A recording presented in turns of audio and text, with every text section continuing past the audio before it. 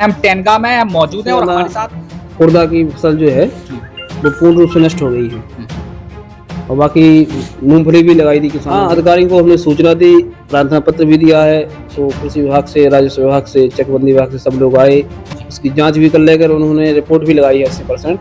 काम सरकार हमारे यहाँ पाइपलाइन डल रही है, अभी काम चालू है। बाकी व्यवस्थाएं सब ठीक है, सरकार बढ़िया चल रही है, गुंडागर्दी भी नहीं है। हाँ, सड़कें तो ठीक है हमारी बन रही है। बिजली की थोड़ी समस्या हो रही है किसानों के लिए, जो कहते हैं कि 18 घंटा हम गांव में लाइट देंगे, लगभग अभी 10 या 12 घंटे लाइट आती है, वो भी कट के।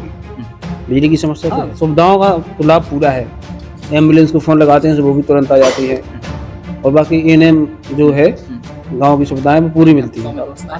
क्योंकि मुक्ति धाम के लिए पहले जमीन उपलब्ध नहीं थी, अभी एक माह पहले ग्राम सभा ने अपनी खुली बैठक डाली, उसमें प्रस्ताव पास कर दिया है, वो खतौनी में दर्ज भी हो गया है। लगभग मार्च के आसपास उसका बजट हो जाएगा, अप्रैल तक कंप्लीट हो जाएगा।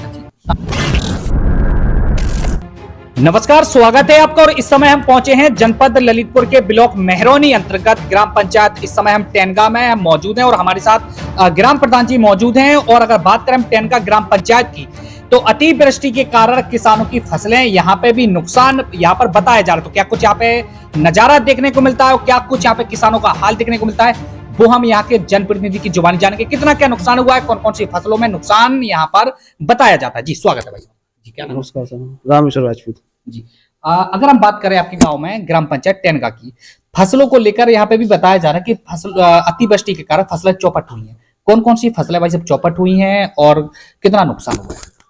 अब हमारे यहाँ सबसे ज्यादा उड़दा की फसल जो है वो पूर्ण रूप से नष्ट हो गई है, और बाकी मूंगफली भी लगाई थी किसानों से।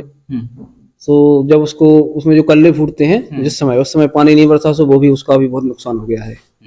जी, लगभग कितना नुकसान है? नुकसान मूंगफली में 50% और उड़द 100% नष्ट हो गई है। प्रशासनिक अधिकारियों ने टोल फ्री नंबर भी जारी किए थे, साथ ही यह भी बताया था कि आप जानकारी भी दे सकते हैं कि जांच कराकर मुआवजा दिलाने का काम भी किया जाएगा। तो क्या कुछ भूमिका देखी? हाँ, अधिकारियों को हमने सूचना दी, प्रार्थना पत्र भी दिया है। सो कृषि विभाग से, राजस्व विभाग से, चकबंदी विभाग से सब लोग आए, उसकी जांच भी कर लेकर उन्होंने रिपोर्ट भी लगाई है 80%। अब सरकार की मदद या बीमा जब मिलेगा तब आएगा।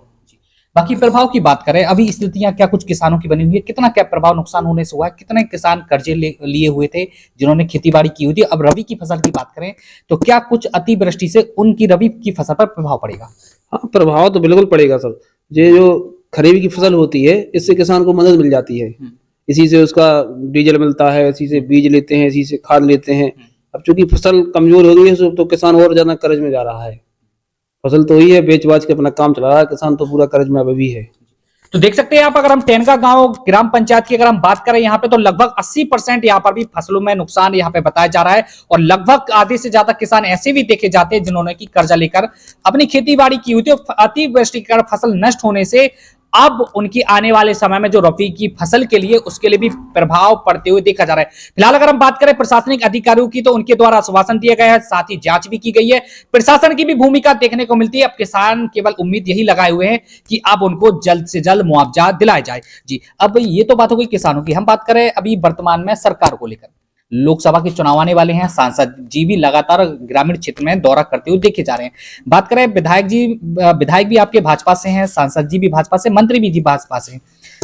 तमाम विकास के दावे किए जाते हैं, चाहे वो ग्रामीण क्षेत्र हो, चाहे वो शहर क्षेत्र हो। तो अगर बात करें उनके कार्यकाल में, सांसद जी के कार्यकाल में कितना क्या कुछ धरातल पर विकास देखा गया, चाहे सड़कें हो, बिजली हो, पानी हो, स्वास्थ्य हो, शिक्षा, तमाम चीजें देखने को मिलती है।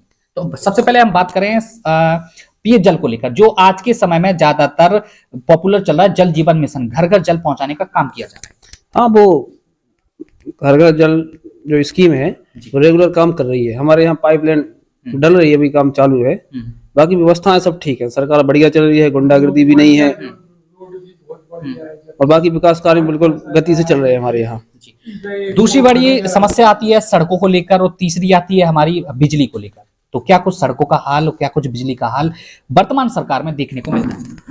हाँ, सड़कें तो ठीक है हमारी बन रही है। बिजली की थोड़ी समस्या हो रही है किसानों के लिए, जो कहते हैं कि 18 घंटा हम गांव में लाइट देंगे, तो लगभग अभी 10 या 12 घंटे लाइट आती है, वो भी कट की। बिजली की समस्या तो है सर। जी, बाकी अगर स्वास्थ्य की बात करें, शिक्षा की बात करें, सरकार शिक्षा पर भी जोर दे रही है, स्वास्थ्य पर भी तो जोर दे रही है। स्वास्थ्य की अगर बात करें, गांव-गांव में स्वास्थ्य केंद्र भी खोले जा रहे हैं, जिला अस्पताल भी बना हुआ है, आपके जो ब्लॉक है तो ब्लॉक में भी स्वास्थ्य सेवाएं देखने को मिलती है। तो और भी तमाम व्यवस्थाओं की भी देखने की अगर हम बात करें, जैसे इमरजेंसी किसी को पड़ती है तो क्या कुछ किस तरह से उनको सुविधाओं का लाभ मिल रहा है, क्या बाकी में मिल पाता है या बाकी में सारे दावे हवा हवा है? हाँ, सुविधाओं का तो लाभ पूरा है। जी। एम्बुलेंस को फोन लगाते हैं तो वो भी तुरंत आ जाती है, और बाकी एएनएम जो है गांव की सुविधाएं वो पूरी मिलती हैं। बाकी और भी क्षेत्रों की बाकी और भी हम गांव में विकास की बात करें, किसानों के लिए तालाब हो गया, गांव में मुक्ति धाम हो गया, उसके लिए भी सरकार तमाम व्यवस्थाएं करवा रही है। बरसात के समय में लोगों की समस्याएं बढ़ती हैं और दाह संस्कार के लिए भी समस्या देखने को मिलती है। मुक्ति धाम को लेकर क्या है आपके गांव में व्यवस्था है नहीं है? क्योंकि मुक्ति धाम के लिए पहले जमीन उपलब्ध नहीं थी। जी। अभी 1 माह पहले ग्राम सभा ने अपनी खुली बैठक डाली, उसमें प्रस्ताव पास कर दिया है, वो खतौनी में दर्ज भी हो गया है। लगभग मार्च के आसपास उसका बजट हो जाएगा, अप्रैल तक कंप्लीट हो जाएगा। तालाबों की बात करें, नहीं, तालाब की हमारे यहाँ ग्राम सभा की जगह नहीं है, नहीं तो अभी तक वो जो अमृत सरोवर बन रहा है हर गांव में बन रहे हैं, तो हमारे यहाँ भी बन जाता। सिंचित के लिए किसानों के लिए क्या कुछ उपलब्ध है? अगर सिंचित जमीन के लिए अगर हम बात करें, सिंचित जमीन के लिए हमारे यहाँ नहर है जी, और ट्यूबवेल है, लाइट है। सिंचित तो हमारी पूरी जमीन है। तो आप देख सकते हैं टेनगा ग्राम पंचायत की अगर हम बात करें, गांव में विकास की भी अगर हम बात करें तो क्या कुछ हाल आज के समय में भी देखने को मिलता है। बात की जाए अगर किसानों की, तो किसानों के लिए भी तमाम दावे किए जाते हैं, शायद वह सफल होते हुए देखे जा रहे हैं। बात करें जल जीवन मिशन योजना, जो घर घर जल पहुंचाने का काम किया जा रहा है, जैसा कि सरकार का कहना है कि आज तक आपने किसी भी सरकार में यह देखा है कि किसी ने घर में नल घुमाया और सीधा पानी आने लगा, तो शायद वो भी जो सरकार की मंशा है वो भी देखने को मिलती है। स्वास्थ्य सेवा की बात करें तो वो भी देखने को मिलती है। शिक्षा पर भी जोर देने का काम सरकार कर रही है। पढ़ेगा इंडिया तभी बढ़ेगा इंडिया, यह भी सरकार का नारा है, तो शायद वो भी सफल होते हुए देखा जा रहा है। तो और क्या कुछ नजारा देखने को मिलता है तो वो भी हम आपको बताएंगे, और साथ ही हम गांव वालों के बीचों बीच भी हम आपको लेकर चलेंगे, और ग्रामीणों का क्या कुछ कहना है, किस तरह व्यवस्थाएं दुरुस्त देखने को मिलती हैं, और सरकार की बात करें कि क्या कुछ वर्तमान सरकार का हाल है, जो कि आने वाले समय में लोकसभा के चुनाव आने वाले हैं और जल्द ही चुनाव की घोषणा भी होगी, तो क्या कुछ है और क्या कुछ बदलाव होना चाहिए और क्या कुछ सरकार में बदलाव देखने को मिलता है, वो भी हम जो ग्रामीण है उनकी जुबानी जानने का प्रयास करके तमाम लोगों से मुलाकात करवाएंगे, महिलाओं से भी मुलाकात करवाएंगे, बुजुर्गों से, बच्चों से भी, और क्या कुछ कहते हैं लोग, युवाओं से भी हम मुलाकात करवाएंगे, क्या कुछ हकीकत देखी जाती है, किस तरह गांव में विकास की गंगा बहती हुई देखी जाती है, वो भी हम जानेंगे। तो बने रहिए हमारे साथ, ग्रामीणों से भी बात करवाएंगे, क्या कुछ कहते हैं वो भी आपको बताएंगे। फिलहाल के लिए दीजिए इजाजत, नमस्कार।